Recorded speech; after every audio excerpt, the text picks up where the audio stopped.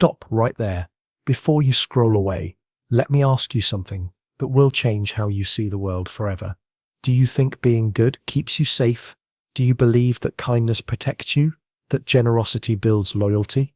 That honesty earns respect? If you answered yes to any of these questions, you're about to discover the most dangerous lie society has ever told you. The biggest mistake people make is believing that being good means being safe. But here's the brutal truth. Goodness is like fire. It burns through everything you've built, your relationships, your career, your dreams, everything. Niccolo Machiavelli. Yes, Niccolo Machiavelli figured this out. He watched good leaders fall. He saw kind rulers destroyed. He witnessed generous people betrayed by the very ones they helped.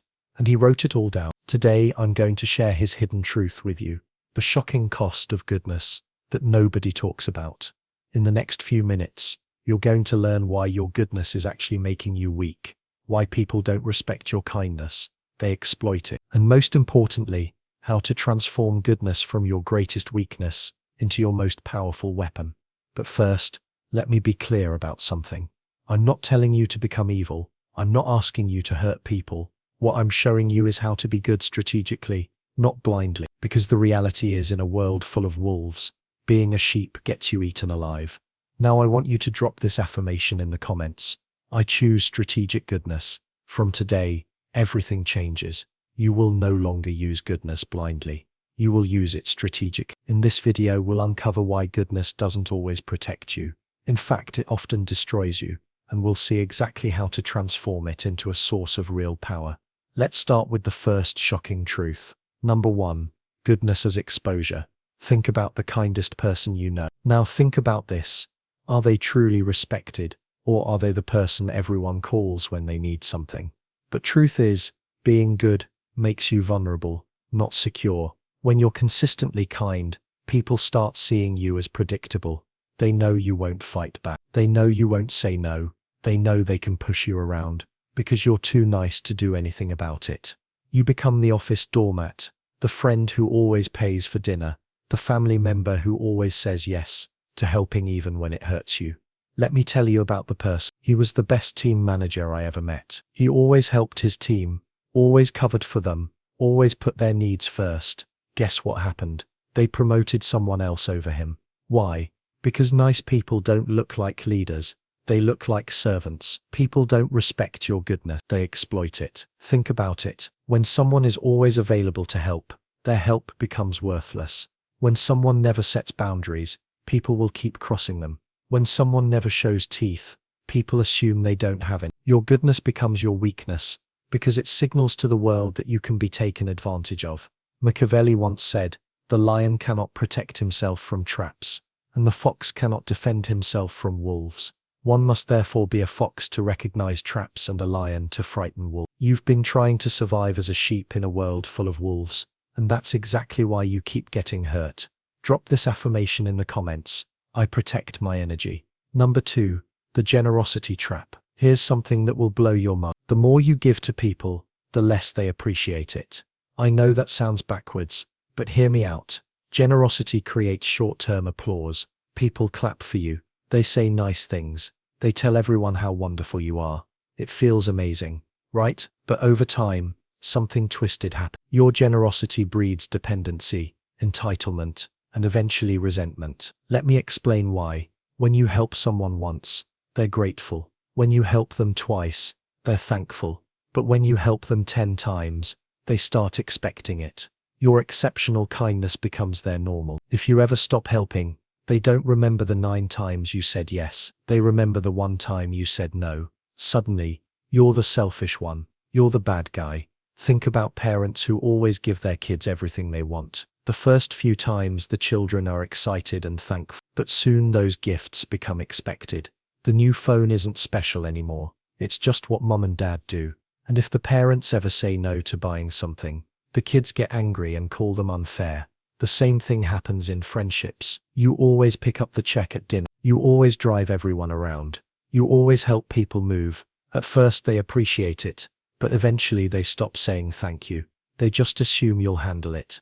And if you ever need them to return the favor, they're suddenly too busy. This is the generosity trap. You give and give until giving becomes your identity. And the moment you need to receive or even just stop giving, you become the villain in everyone's story. Your constant generosity doesn't build loyalty, it builds addiction. People become addicted to your giving, and like any addict, they get angry when their supply is cut off. The psychological truth behind this: humans have something called hedonic adaptation. We get used to good things quickly. What once felt special becomes normal. What once felt generous becomes expected. So your repeated acts of kindness actually lose their power over time. They become invisible. People stop noticing them because they're so common. But your single act of saying no, that stands out like a red flag. That's what they remember. That's what they focus. That's what they complain about. This happens everywhere. At work, if you always stay late, staying late becomes your normal. Nobody celebrates it anymore, but leave on time once, and suddenly you're not committed. In relationships, if you always compromise, compromise becomes expected. But stand your ground once, and you're being difficult. Machiavelli once said, benefits ought to be conferred gradually, and in that way they will taste better. The man understood something most people never learn. Scarcity creates value. Abundance destroys it. Drop this affirmation in the comment. I give strategically. Number 3. The mask of virtue. Here's a truth that might make you uncomfortable. Society believes in appearances, not reality. People don't care if you're actually good. They care if you look good. They don't judge your heart. They judge your image. This means that to maintain power and respect, you must wear the mask of goodness, while keeping control beneath the surface. Look at the most successful people you know.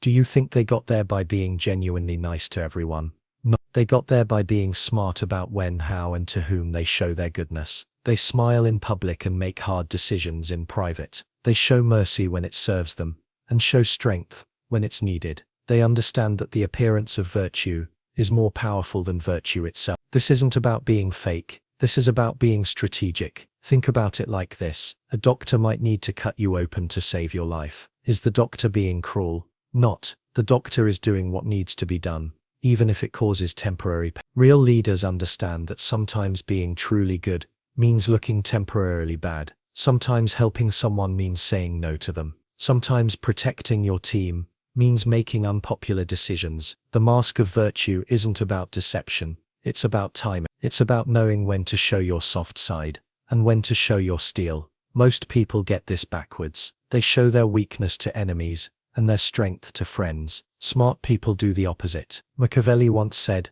everyone sees what you appear to be, few experience what you really are. He understood that perception shapes reality. If people perceive you as weak, you become weak. If they perceive you as strong, you become strong. I want you to drop this affirmation in the comments. I control my image. Number 4.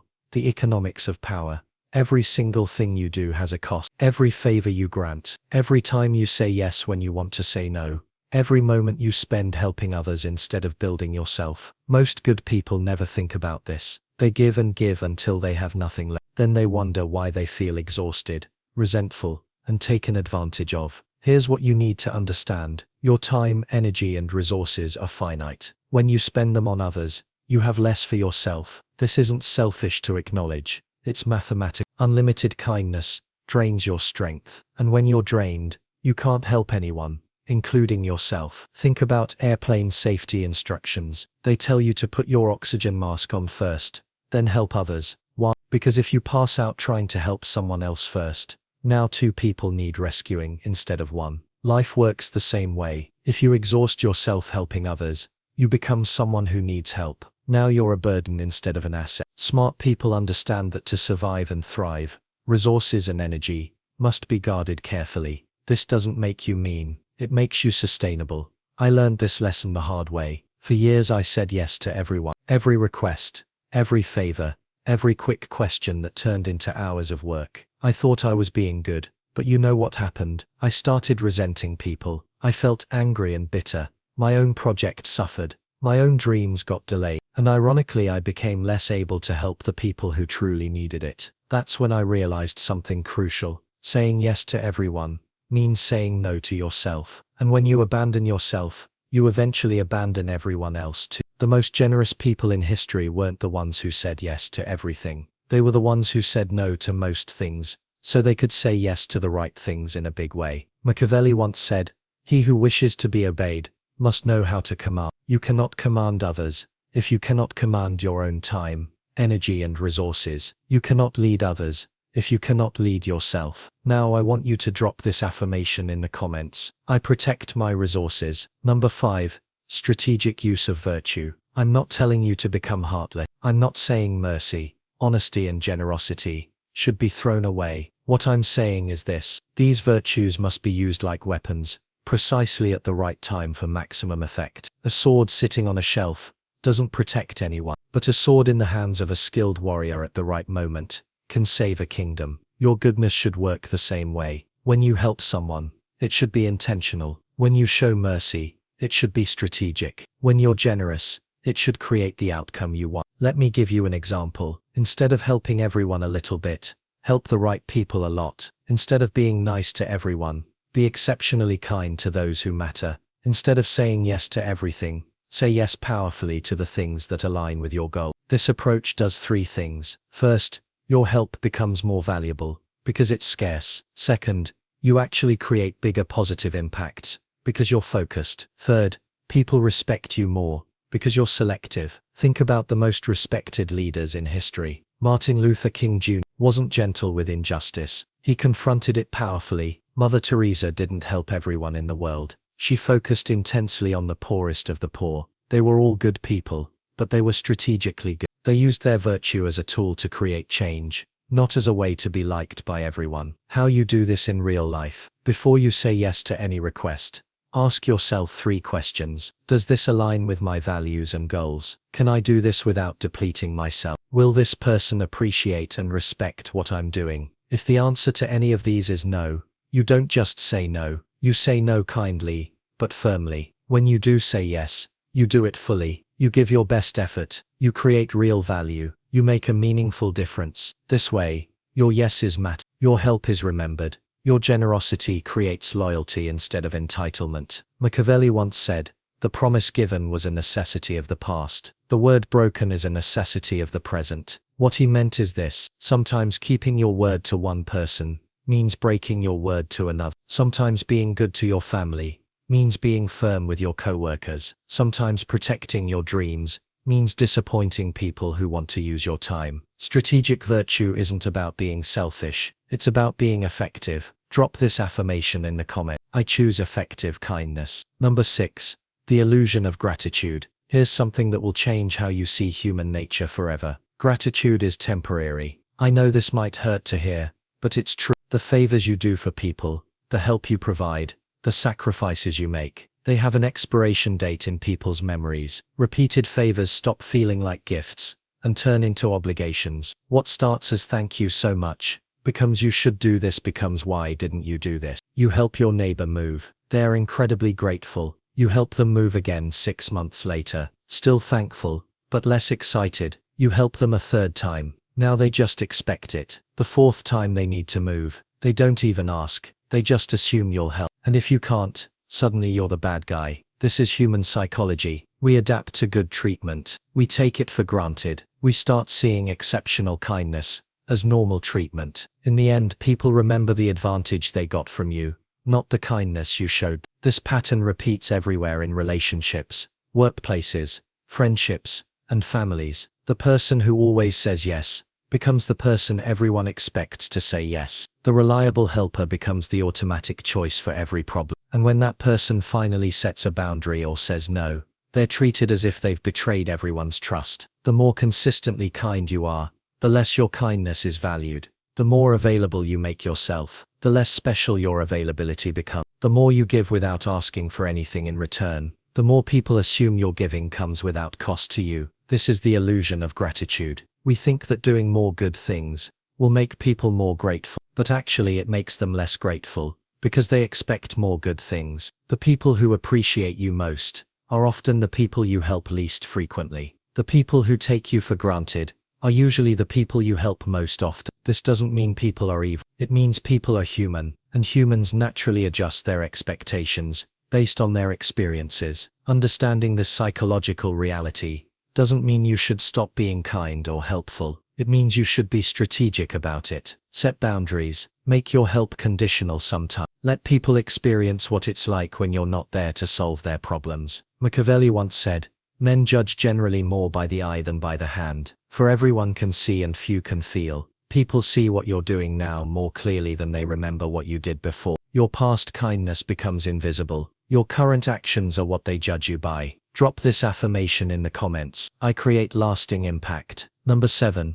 Results over intentions. The world judges outcomes, not motives. You might have the purest heart in the world. Your intentions might be golden, but if your actions don't create the results you want, none of that matters. History doesn't remember people who meant well. It remembers people who got things done. Let me ask you something. Would you rather be remembered as someone who was really nice, but didn't accomplish much, or someone who might have seemed tough but actually made the world better? Most people choose the first option because it feels safer. But here's what they don't realize. Being remembered as just nice means being forgotten entirely. You see, there's a brutal but undeniable truth. Sometimes being truly good means doing things that don't look good in the moment. Surface-level kindness often creates temporary comfort, while tough decisions create lasting impact. A parent who disciplines their child isn't being mean. They're being good by teaching the child important lessons. A teacher who gives tough grades isn't being cruel. They're preparing students for the real world.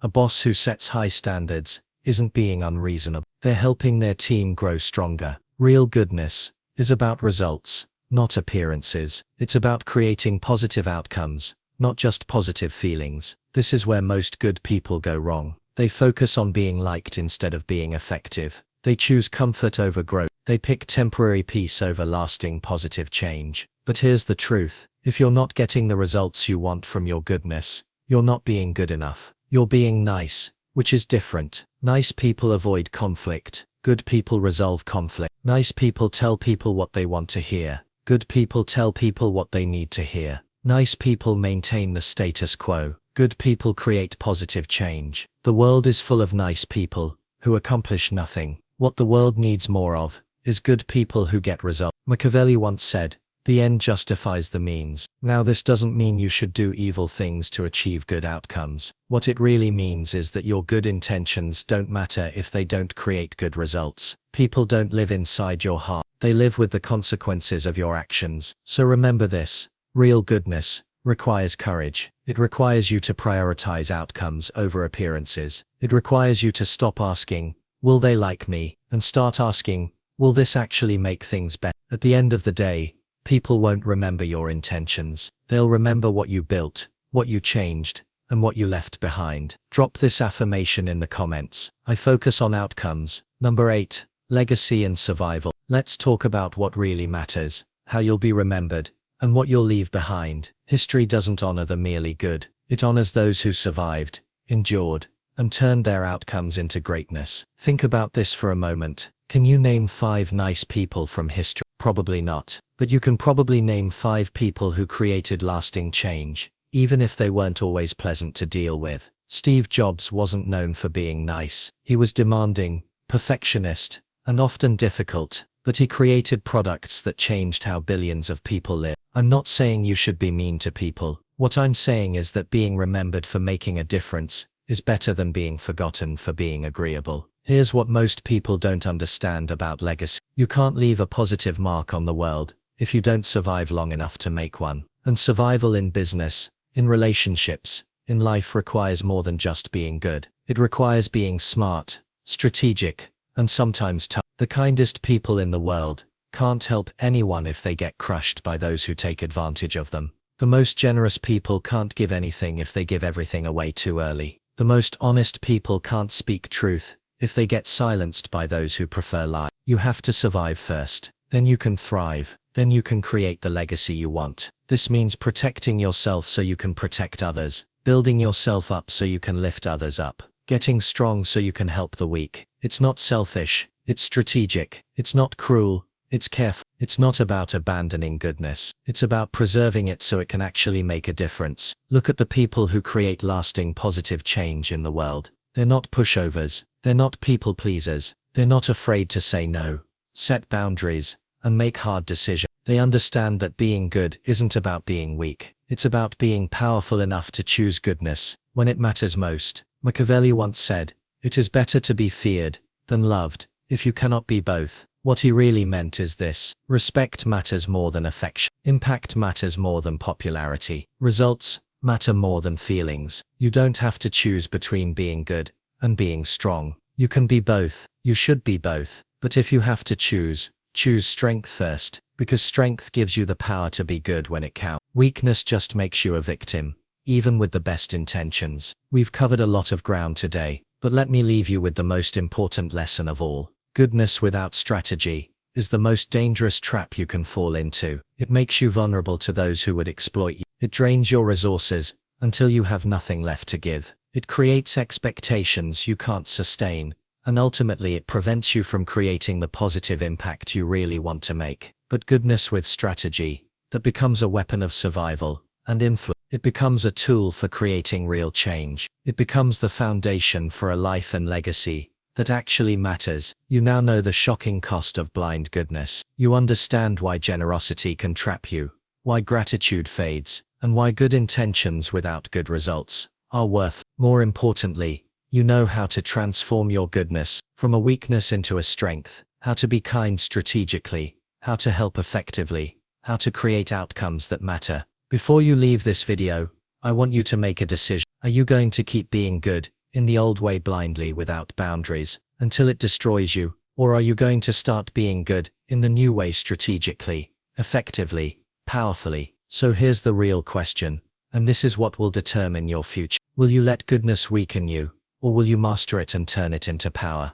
The choice is yours, but now you have the knowledge to choose wisely. If this video opened your eyes to something new, hit that like button. If you want more truth that challenges how you see the world, subscribe to this channel and ring the notification bell. And if you know someone who needs to hear this message, share this video with them. Your goodness is not your weakness. When used strategically, it becomes your greatest strength. Drop this final affirmation in the comments. I master strategic goodness. Remember, in a world full of wolves, don't be a sheep, be a shepherd. Be someone who protects the flock, not through weakness, but through wisdom, strategy, and strength. Thank you for watching, and I'll see you in the next video.